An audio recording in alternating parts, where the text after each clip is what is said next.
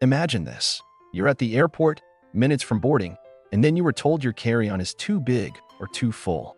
Or worse, you're flagged at security for an item you swore was allowed. Every single day, thousands of travelers unknowingly break crucial carry-on rules, leading to unexpected fees, stressful delays, and even missed flights. What if there's a hidden set of guidelines, unspoken but strictly enforced, that could transform your next trip? Welcome back to Fly Global, your definitive guide to mastering the skies, avoiding common pitfalls, and making every journey smoother, smarter, and more efficient.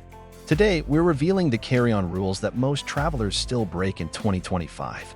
Get ready to ditch the gate check stress and become the most prepared passenger on your next flight. Number 1. Exceeding the size and weight limits. This is the most fundamental, yet most frequently broken, carry-on rule. Every airline has specific dimensions and often a weight limit for carry-on bags. Think of that small suitcase that perfectly fits in the overhead bin.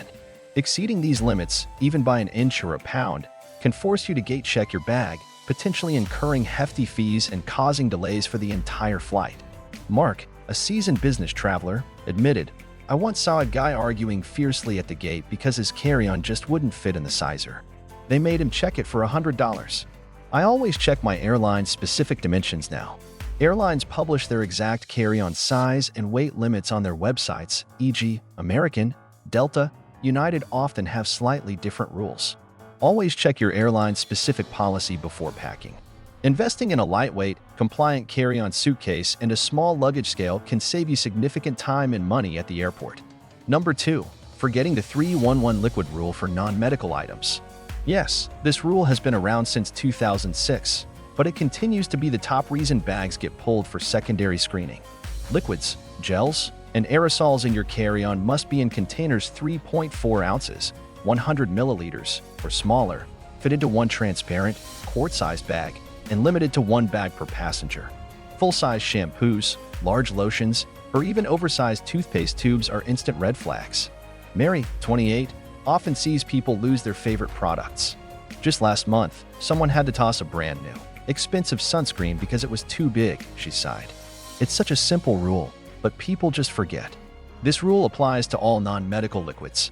Place your sealed quart-sized bag in an easily accessible spot in your carry-on. Or, even better, pull it out and place it in a separate bin at the security checkpoint. Some modern scanners might allow you to leave it in, but always be prepared to remove it unless instructed otherwise. Number 3. Not consolidating to one carry-on and one personal item. Airlines generally allow one carry-on bag for the overhead bin and one personal item for under the seat in front of you. The mistake most travelers make is bringing too many personal items, a backpack, a purse, a shopping bag, and a laptop bag. This quickly adds up, violating the two-item rule and consuming precious cabin space. Olivia, 30, a flight attendant, often has to intervene. Passengers will try to bring on 4 different bags, she lamented. It holds up boarding and means someone else's compliant bag might not fit. Combine your smaller items into one personal bag. Your personal item should be small enough to fit completely under the seat in front of you. Think of a small backpack, a large purse, or a laptop bag that can also hold your other essentials. Consolidating your items is crucial for a smooth boarding process and respecting cabin space. Number 4. Packing forbidden items, even common ones. Beyond the obvious weapons, many everyday items are strictly prohibited in carry-on bags due to security risks. This includes sharp objects like large scissors, blades over 4 inches, razor blades, unless disposable in a cartridge, certain tools, and flammable items. Even seemingly innocent objects like replica firearms or large bottles of pepper spray are instant no-goes. David, 45, works in construction. "I once had my multi-tool confiscated," he recalled. "I completely forgot it was in my backpack. It was a basic tool, but it had a blade over the limit. It cost me money and time. When in doubt, consult the TSA's "What Can I Bring?" tool on their website or app. It's comprehensive and provides clear guidance. Many items that are prohibited in carry-ons, like large knives or certain tools, can be safely packed in checked luggage, but attempting to bring them into the cabin is a direct violation. Number 5. Leaving laptops and larger electronics in your bag for standard screening. For most airport security lanes, laptops, full-size tablets, and other large electronic devices must be removed from your bag and placed in a separate bin for X-ray screening. This rule is frequently broken, leading to your bag being pulled aside for a time-consuming manual inspection. Jessica, 22, admits she sometimes forgets. "My bag always gets flagged," she confessed. "Then they have to dig through everything to find the laptop. It's always my fault, and I feel bad for the line." The reason for this rule is to give the X-ray machine a clear view of the device, ensuring no prohibited items are hidden beneath it. While TSA PreCheck allows you to keep them in your bag, and some new scanners don't require removal, always be prepared to take them out unless explicitly told otherwise at your checkpoint.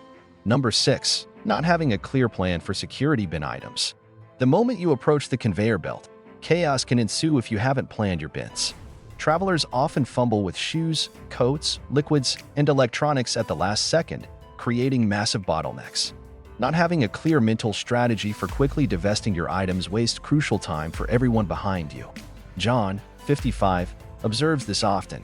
"You see people just throwing stuff into bins haphazardly, or realizing too late they forgot to take their shoes off," he said. "It just stacks up the whole line. Think of the process in steps: shoes off, electronics out, liquids bag out, coat off. Have a sequence for your bins." A well-organized traveler can make it through the divesting area in mere seconds, contributing to a smoother flow for the entire security line. Number 7. Packing a bag you can't comfortably lift into the overhead bin. Just because your bag fits the dimensions doesn't mean it's right for you. A common mistake is packing a carry-on so heavy you cannot comfortably lift it into the overhead bin without assistance.